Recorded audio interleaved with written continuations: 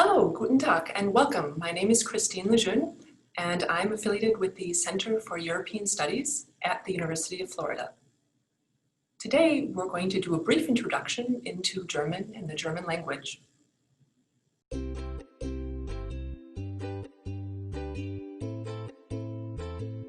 So, what will we be talking about today?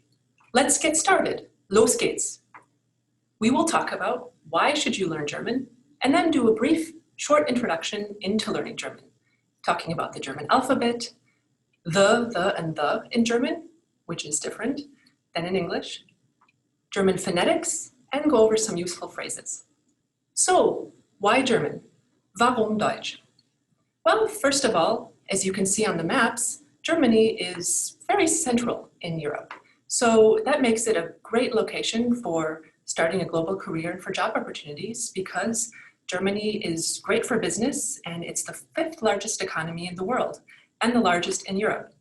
It's also great for science and research because German is the 2nd most commonly used scientific language.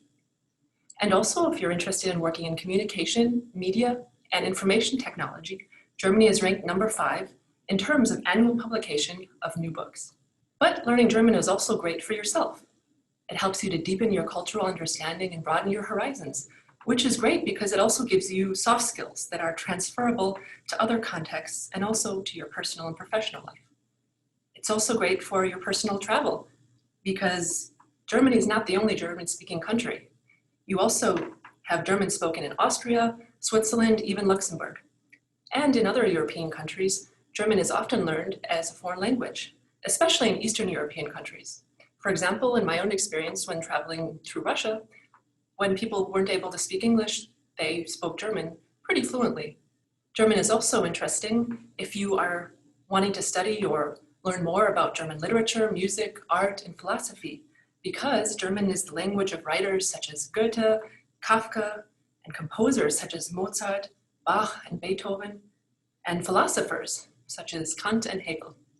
And also learning German can lead you to some interesting study opportunities. And this could also lead you to work opportunities. So foreign students, for example, can study in Germany without paying tuition, just as German students. And you can also apply for scholarships to support you while you study at university in Germany. So you never know what this would open the door to.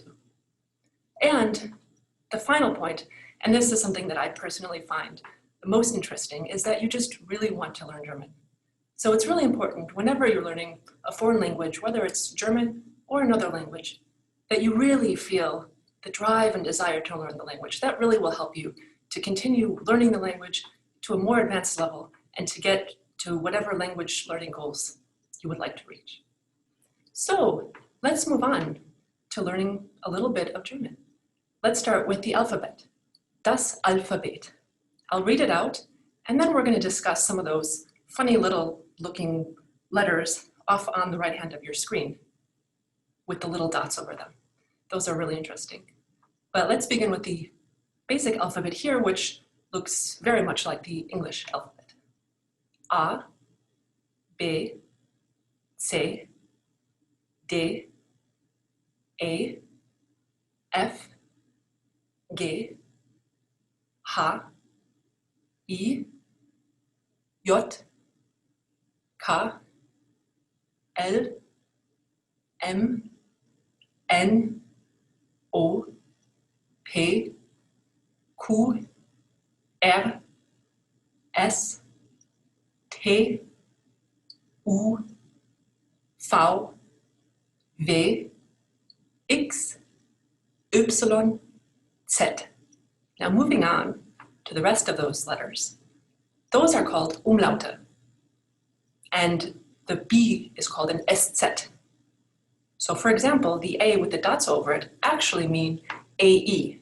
So for an example, the word apple in German is Apfel.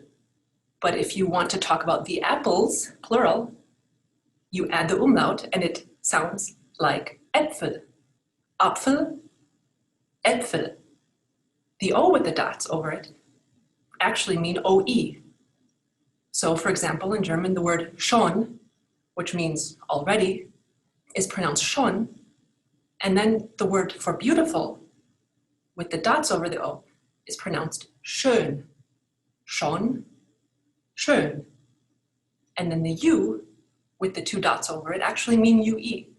So for example, the German word for under, unter, is pronounced differently from the U with the dots over it for the word over, über, unter, über. And then finally, that B is actually a double S. So for example, the word hot in German, heiß, is actually can be spelled with two S's, heiß. Moving on to the, and the in German, or der, die, and das, it's important for you to know that German, unlike in English, has nouns where there are actual genders assigned to them. And that will change the that you use in German. So for example, the apple is masculine in German. So you would say der Apfel. The word the sun in German is feminine. So you would say die Sonne. And then the word for the game or the match in German is neuter. So you would say das Spiel. And then if you have plural, all plural nouns have a D in front of them. So you would say for the apples, and you might remember this from the previous slide where we talked about the umlauts, die Äpfel. Moving on to phonetics, here are some tips. First, German is articulated clearly. So for example, the word for theater is also spelled as in English the same way as our word for theater. But in German, it's pronounced Theater. Theater. So you can clearly hear the different letters and the syllables in that word. And articulation of German words occurs at the front of the mouth, so on the tip of your tongue. So the English word ball, spelled the same in German, is pronounced Ball. Ball. And another really interesting point that you might not automatically recognize, but later on as you continue your German, you might, your tongue always stays behind your teeth when you speak. So unlike English, where we have the and our tongue goes beyond our teeth, in German, it's always within the teeth. So for example, if I say in German what my name is, I'll show you what I mean. And here you're gonna see my teeth. Ich heiße Christine. Ich heiße Christine. So you see, I keep my mouth closed, my teeth closed the entire time, and I'm still able to say that phrase. So, speaking of some phrases, let's move on to useful phrases. So we're going to go over a few phrases that are really helpful for beginning speakers when they want to know what things are called or who people are called. So let's start off by asking, what is your name? Wie heißt du? Or if you don't know the person very well and you're in a more formal relationship with them, at work, it's a boss, an acquaintance, someone you don't really know, you use the formal version. Wie heißen Sie? So, wie heißt du? If it's a very close person that you know, or a very relaxed situation. But in a more formal context, you would say, wie heißen Sie? The answer to both of those is, ich heiße, my name is. Ich heiße, so I would say, in my case, ich heiße Christine. You can also ask what the name of, for example, a woman or a man is. And here you can see the genders in use that we talked about, right, with the different versions of the. So you could ask, wie heißt die Frau? What is the name of the woman? And you can see die is being used because it's feminine. It's a feminine noun. Or you could ask, wie heißt der Mann? What is the name of the man? And there you can see that der is used because it's a masculine noun. And the answer would be, die Frau heißt, or der Mann heißt. So for example, die Frau heißt Christine, or der Mann heißt Thomas. Heißen also besides asking what the names are of people or things, also has a more generic meaning or deeper meaning. If you just say, was heißt das? You're asking, what does that mean? Was heißt das? And the answer would be, das heißt, so that means. And then also, if you're looking at things, you can ask, what is it or what is that called? So, wie heißt es? Or wie heißt das? So if there's something specific that you're pointing to, and you want to know what it is, wie heißt das? And then the answer would be, das heißt, and then the word would be given. So for example, if you would like to ask what something means in German or English, you would ask, wie heißt das auf Deutsch? What is that called in German? Or, wie heißt das auf Englisch? What is that called in English? And the answer would be, das heißt, whatever it is, auf Deutsch. Or, in English, das heißt, whatever that is, auf English. So for example, if you weren't sure what the word the apple means in German, you would ask, wie heißt die Apple auf Deutsch? What is the apple called in German? And then the response would be, das heißt der Apfel auf Deutsch. Or es heißt der Apfel auf Deutsch. So it is called the apple in German, or that is called the apple in German. Or if you have a German friend who wants to know what it is called in English, they would ask, wie heißt der Apfel auf Englisch?